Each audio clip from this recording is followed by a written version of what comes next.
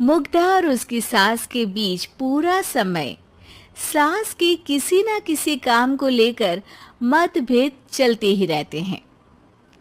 बहू, ओ बहू, जरा चाय बना दे। मुग्धा चाय लेकर आती है। ये लीजिए, और कुछ चाहिए?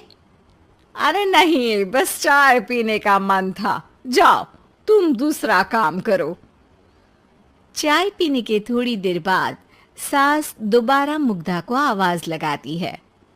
अरे बहू रे, आओ बहू, जरा हलवा तो बना दे, मीठा खाने को मन हो रहा है। इसी तरह मुग्धा की सास पूरा समय कोई ना कोई काम बताकर उसे रसोई से बाहर तक निकलने नहीं देती। कभी चाय, कभी हलवा, कभी पानी तो कभी दूध, हर समय खाने को चाहिए और उसके लिए अपने हाथ पैर बिल्कुल नहीं हिलाने। परेशान किया हुआ है इन्होंने। सास की जबरदस्ती परेशान करने की आदतों से दुखी मुग्धा एक शाम सचिन के साथ अपने कमरे में बैठी हुई बात कर रही होती है। सुनो जी, मम्मी जी की ये जानबूझकर मुझे परेशान करने की फरमाइशों से मैं बहुत फ्रस्ट्रेट हो चुकी हूँ। पूरे दिन में एक सेकंड का आराम नहीं मिलता। रसोई से बाहर कदम रखती नहीं कि बहू ये बना दे, बहू रे वो बना दे। अरे इनकी फरमाइशें चलती ही रहती है। अरे मुग्धा, माँ खाने की शौकीन है, पर उम्र हो चली है, खुद खाना नहीं बना सकती, इसलिए तुमसे बोलती है। अरे तो शौक भी उम्र देख कर रखने चाहिए ना।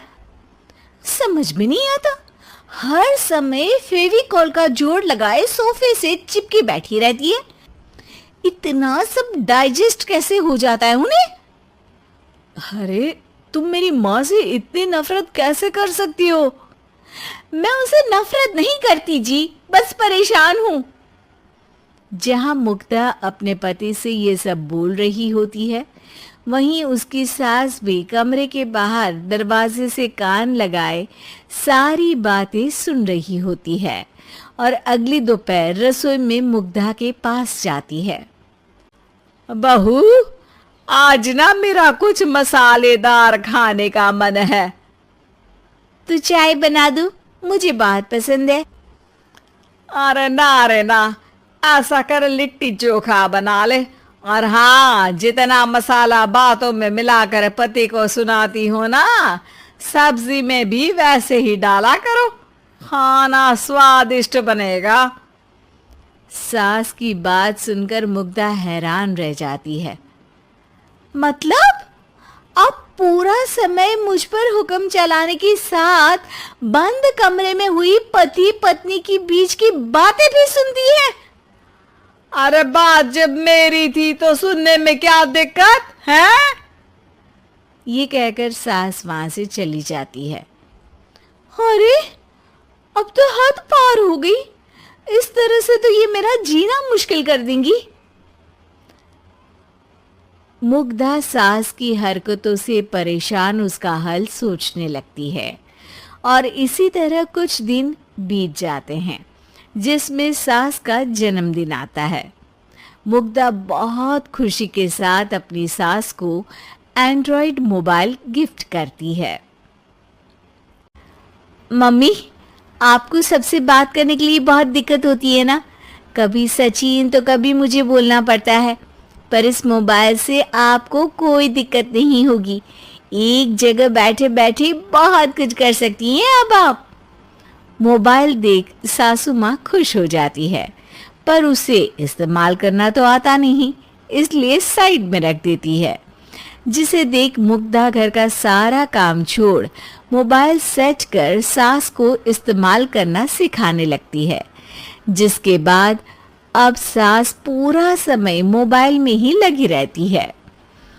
हाय, जब से मम्मी को मोबाइल मिला है मेरी लाइफ में कितनी शांति आई है। अच्छा है, इसी तरह बिजी रहे तो मैं भी सुकून की जिंदगी जी पाऊंगी। अब मुग्धा जब मन करे काम करना, जैसा चाहे वैसा खाना बनाकर खाना, पूरा समय रिलैक्स और खुश रहने लगती है। क्या बात है, आजकल तुम बहुत चहक रही हो। अरे मम्मी जी से छुटकारा जो मिला है, अब ना फरमाइशें ना छुप छुप कर बातें सुनना। अच्छा, तो मोबाइल गिफ्ट करने की ये स्कीम थी। इसी तरह दिन बीतते हैं और अब मोबाइल पर लगी सास फरमाइशों की जगह सवालों के लिए बहू को आवाजें लगाना शुरू कर देती है।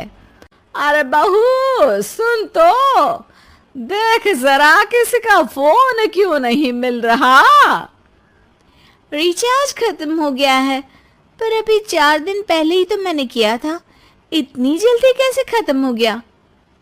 अरे मैंने कल तेरी कनाडा वाली मौसी सास से 3 घंटे बात की थी ना। क्या? इतना महंगा तो मोबाइल भी नहीं आया जितना महंगा इसका रिचार्ज पड़ रहा है। इसके बाद तो जैसे मुग्धा के दिन के 24 घंटे में से 20 घंटे सास के पास उनके मोबाइल रिलेटेड प्रॉब्लम सॉल्व करने की ड्यूटी ही बन जाती है। अरे मुग्धा, ये मोबाइल में अचानक तेरी मौसी सास की शक्ल क्यों दिखने लगी, और ये तो हिल भी रही है। मम्मी, ये गूगल डुओ का वीडियो कॉल है, इसमें आप बात करने के साथ एक दूसरे की शक्ल भी देख सकती हो। अच्छा, ये तूने मुझे पहले क्यों नहीं बताया? अब बताने के लिए पहले नहीं बताया। इसी बीच सचिन भी वहां आ जाता है और सास अपनी वीडियो कॉल में बिजी हो जाती है। क्यों, सास बहू में क्या गपशप चल रही है? इसे गपशप नहीं, दिमाग का दही होना बोलते हैं।